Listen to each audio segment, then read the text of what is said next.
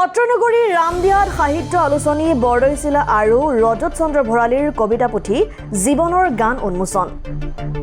বৃহস্পতিবাৰে হাজো ৰাজচক্ৰৰ অন্তৰ্গত সত্ৰনগৰী ৰামদিয়াত দুখনকৈ গ্ৰন্থ উন্মোচন কৰা হয়। জানিব পৰা মতে ৰামদিয়াৰ বঙালটোলাৰ সাহিত্য সমল বৌদ্ধিক ক্ষেত্ৰৰ অগ্ৰণী অনুষ্ঠান ভোগৰাম গুণেইবালা স্মৃতি পুথিভঁৰালত বহাগ বিশেষ তথা সাহিত্য আলোচনী বৰদৈচিলা আৰু বিশিষ্ট কবি সাহিত্যিক ৰজত চন্দ্ৰ ভৰালীৰ কবিতা পুথি জীৱনৰ গানৰ শুভ উন্মোচন কৰা হয়। ভোগৰাম গুণেইবালা স্মৃতিন্যাসৰ সম্পাদক তথা কবি ৰজত চন্দ্ৰ ভৰালীয়ে আন্তৰা গ্ৰন্থ উন্মোচনী সভাত বৰদৈচিলা উন্মোচন কৰে দাপোনৰ মুখ্য সম্পাদক দিনমণি ভাণ্ডাৰ কায়স্থই।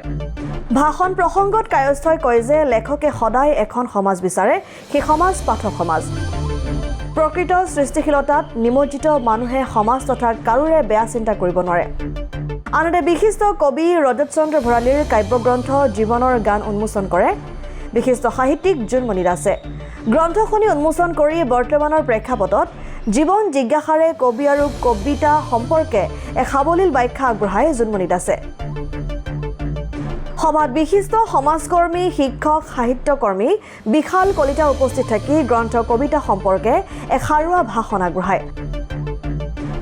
উক্ত গ্ৰন্থ উন্মোচনী সভাত উদীয়মান শিল্পী ইতিৰেখা পাঠকে গীত পৰিৱেশন কৰে। সভাত বিশিষ্ট ওজা শিল্পী ভুৱনেশ্বৰ ওজা, দীনেশ কলিতা, হেমন্ত কলিতা, বিচিত্ৰা কলিতা, দীপাঞ্জলি ভৰালী সহ শতাধিক সাহিত্যানুৰাগী উপস্থিত থাকে। বৰ্তমান পৃথিৱীত যিসকলে সাহিত্যৰ ওপৰত গ্ৰন্থৰ ওপৰত আলোচনা বিলোচনা বা গৱেষণা কৰি আছে তেখেতসকলে ক'ব বিচাৰিছে ভোগবাদ স্থূল প্ৰযুক্তি আৰু ৰাজনীতি সৰ্বোচ্চ সমাজ ব্যৱস্থাত কিতাপ পঢ়াৰ আনন্দ,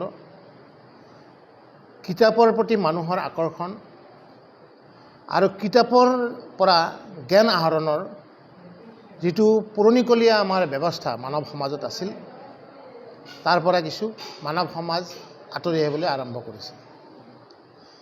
তেনে এটি প্ৰত্যাহ্বানৰ যুগত ভোগৰাম গুণেইবালা ন্যাস সমিতি আজি 2 বছৰ ধৰি বৰদৈচিলা নামৰ এখন আলোচনী বহাগ বিহুৰ সময়ত প্ৰকাশ কৰি উলিয়াই আহিছে। লগতে আজিৰ এই অনুষ্ঠানত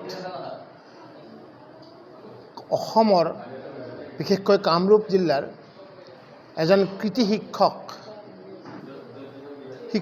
বঁটাপ্ৰাপক, চৰকাৰী আমাৰ কৃতি শিক্ষক বঁটাপ্ৰাপক, আমাৰ শ্ৰদ্ধাৰ, আমাৰ সকলোৰে সন্মানৰ ৰজত ভৰালীদেৱে তেখেতৰ এখন কাব্যগ্ৰন্থ জীৱনৰ গান এই অনুষ্ঠানটোত আজি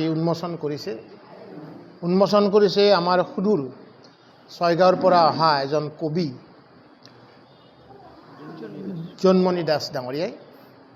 এই সভাখনত আশাৰ বিপৰীতে এই অঞ্চলৰ সাহিত্যপ্ৰেমী আৰু গ্ৰন্থপ্ৰেমী লগতে এই ভোগৰাম গুণেইবালা ন্যাস সমিতিৰ প্ৰতি থকা তেখেতসকলৰ মৰম আৰু আগ্ৰহ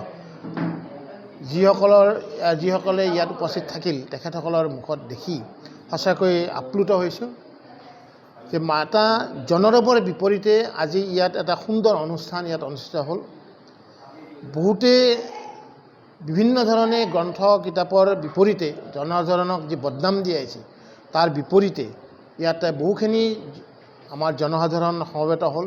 তেখেতসকলে বিভিন্ন দিশত সাহিত্য যিবিলাক আলোচনা হৈছে সেইবিলাক শুনিছে।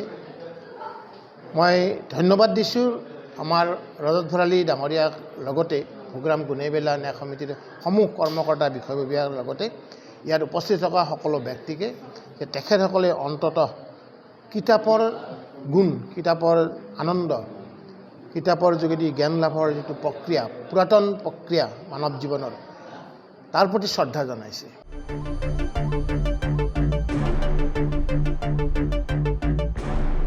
হাজোৰ পৰা অনামিকা কলিতাৰ ৰিপৰ্ট, ডেমক্ৰেটিক আছাম।